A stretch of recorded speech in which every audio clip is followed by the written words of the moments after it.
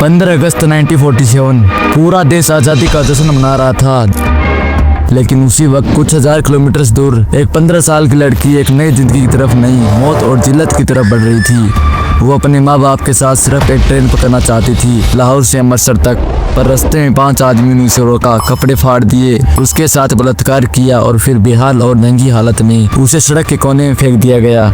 माँ की लाश कुछ दूर पड़ी थी, पिताजी की आंखें खुली हुई थी, लेकिन उसमें सिर्फ एक ही सवाल था, ये आज़ादी है या जब। और ये सिर्फ एक कहानी नहीं थी। 1947 में 75,000 से ज़्यादा महिलाएं रेप या एब्डक्शन का शिकार बनी। उन्हें सिर्फ एक कम्युनिटी का रेवनेज ऑब्जेक्ट बना दिया गया। हिंदू, मुस्लिम, सिख सभी ने अपना गुस्सा, अपना बदला महिलाओं के शरीर पर उतारा। आज़ादी के दिन इंसानियत की लाश भी चिता में जल रही थी। पर क्या आपको पता है ये सब क्यों हुआ, कैसे हुआ, किसने किया? गांधी जी, नेहरू जी, जिन्ना, इन बड़े नेताओं ने क्या देखा और क्या छुपाया? और ब्रिटिश सिर्फ क्या देखकर चले गए या कुछ और भी था? इस वीडियो में हम आपको बताएंगे पार्टीशन का वो सच जो हिस्ट्री बुक्स ने सिर्फ एक लाइन में दबा दिया। आज हम पूरी कहानी ला रहे हैं, सुनिए, समझिए और पूछिए, क्या ये थी हमारी आज़ादी की कीमत? जब 1947 में ब्रिटिश इंडिया को आज़ादी मिलने वाली थी, तब 2 लोग एक साथ नहीं थे। एक तरफ कांग्रेस थी जो यूनाइटेड इंडिया चाहती थी, तो दूसरी तरफ मुस्लिम लीग जो पाकिस्तान की डिमांड कर रही थी। ब्रिटिशर्स ने एक प्लान बनाया, divide and cute. Lord Mountbatten ने भी अनाउंस किया कि 15 अगस्त 1947 तक ब्रिटिश राज खत्म हो जाएगा और बाउंड्री ड्रॉ करने के लिए रेड क्लिफ को लाया गया, जिसे इंडिया की कल्चर, लोगो और जियोग्राफी का आइडिया भी नहीं था। उसने सिर्फ 5 हफ्ते में एक लाइन खींच दी, जिसमें पंजाब और बंगाल दोनों काट दिए गए। दोनों तरफ के लोग कंफ्यूज थे कि कौन सा एरिया इंडिया में जाएगा, कौन सा पाकिस्तान में, और इसी कंफ्यूजन ने बदला पैदा किया। पार्टीशन के दौरान जो वायलेंस हुआ स्पॉन्टेनियस नहीं था, वो ऑर्गेनाइज था। पंजाब और बंगाल में हिंदू, मुस्लिम, सिख सभी ने अपनी अपनी गैंग्स बनाकर गांव-गांव लौटने लगे। रेप और किडनैपिंग एक रिवेंज का टूल बन गया था। तुमने हमारे लोगों को मारा, हम तुम्हारे घर की इज्जत ले जाएंगे। ट्रेन लाशों से भरी होती थी। कई जगह पर लड़कियों को नंगा करके गाँव के बीच में परेड करवाया गया।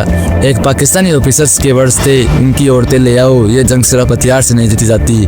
गांधी जी ने वो आखिरी में थे जब हिंदू पर अटैक्स हुए। उन्होंने वहाँ शांति यात्रा की, पर रेप पर उनकी पब्लिक स्टेटमेंट कभी नहीं आई। वो स्पिरिचुअल हीलिंग में बिलीव रखते थे, पर महिलाओं के लिए जस्टिस सिस्टम पर उनका ज़्यादा फोकस नहीं था। नेहरू जी ने एब्डक्ट वुमेन रिकवरी प्रोग्राम शुरू किया, पर जब उनसे कहा गया कि कई महिलाएं पाकिस्तान में शादी कर चुकी है, बच्चे हो चुके हैं, वो वापस नहीं आना चाहती, तो नेहरू जी ने कहा उनको वापस लाना होगा, ये तुम्हारी नेशनल ड्यूटी है, उनकी मर्जी मैटर नहीं करती। यानी कॉन्स्टेंट भी पॉलिटिक्स के नीचे दब गया।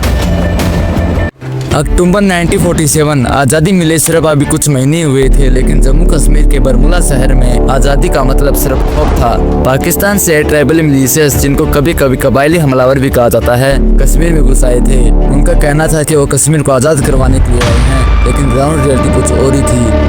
ये ट्राइबल फोर्सेस शहर में आग की तरह फैल रहे थे। बरमुला के हॉस्टल, चर्च, स्कूल सब लूट लिए गए। एसटी जोसेफ मिशन हॉस्टल, जो एक कैथोलिक इंस्टीट्यूशन था, उसे भी नहीं छोड़ा गया। वहाँ की यूरोपियन ओरिजिन नर्सेस और डॉक्टर्स जो सिर्फ लोगों की सेवा कर रहे थे, उनका गैंग रेप किया गया, उन्हें मार दिया गया। और एक इटालियन नून सिस्टर मारिया, उनका बलात्कार हुआ और फिर गोली मार दी गई। ये सिर्फ एक कम्युनल या पॉलिटिकल कॉन्फ्लिक्ट नहीं था, ये दिखाता है कि उस समय स्टेट मशीनरी कितनी बेकार थी। जब लोगों को सबसे ज्यादा सुरक्षा की जरूरत थी, तो उनके पास कोई रखवाला नहीं था। लेकिन सिर्फ कश्मीर ही नहीं, भारत के एक और कोने में साउथ इंडिया के हैदराबाद में 1948 में खून की नदियाँ बह रही थी। हैदराबाद एक प्रिंसली स्टेट था। निजाम असाफ जहाँ 7 ने भारत में मिलने से इनकार कर दिया, और इसी रिफ्यूजन का फायदा उठाया रजग्रस ने। रजग्रस यह एक प्राइवेट मिलिशिया थी जो निजाम के लिए लड़ रही थी, लेकिन असल में ये कम्युनल दंगे करवाने वाली एक वायलेंस फोर्स बन चुकी थी। हिंदुओं के खिलाफ दंगे, लूटमार, मारकाट, और दूसरी तरफ उनके जवाब में हिंदू ग्रुप्स भी मुसलमानों पर हमला कर रहे थे। ऑपरेशन पोलो, जो इंडियन आर्मी का हैदराबाद को भारत में लाने का मिलिट्री एक्शन था, उसके बाद तो सिचुएशन और भी भयानक हो गई। आई विटनेस रिपोर्ट्स के मुताबिक दोनों कम्युनिटीज की औरतें इस दौर का सबसे बड़ा निशाना बन गई। रेप, किलिंग, ये सब कुछ होता रहा, लेकिन कोई अकाउंटेबिलिटी नहीं थी, ना हैदराबाद की गवर्नमेंट से, ना दिल्ली से। ये दोनों इंसिडेंट्स बरमुला और हैदराबाद ये साबित करते हैं कि 1947 के बाद भी पार्टीशन का वायलेंस खत्म नहीं हुआ था। देश तो आज़ाद हो गया, लेकिन इंसान आज़ाद नहीं था, डर से, नफरत से और अपराध से। हिंदुस्तान का सिस्टम इतना कमज़ोर था कि लोगों को बचाने वाला कोई नहीं था, और जब सिस्टम फेल हो जाए तो सबसे ज़्यादा नुकसान उन लोगों को होता था जो कमज़ोर होते हैं, औरतें, बच्चे और आम नागरिक।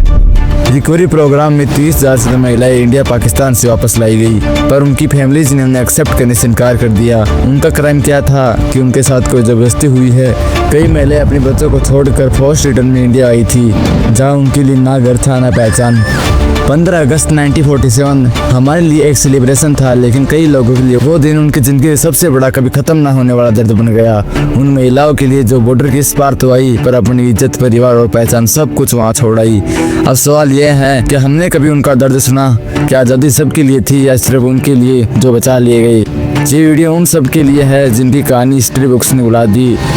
अगर आपको लगता है कि ये शायद सब तक पहुंचना चाहिए तो वीडियो को लाइक करें, कमेंट करें और चैनल को सब्सक्राइब करें। ऐसी और सच्चाई के लिए यही जगह है।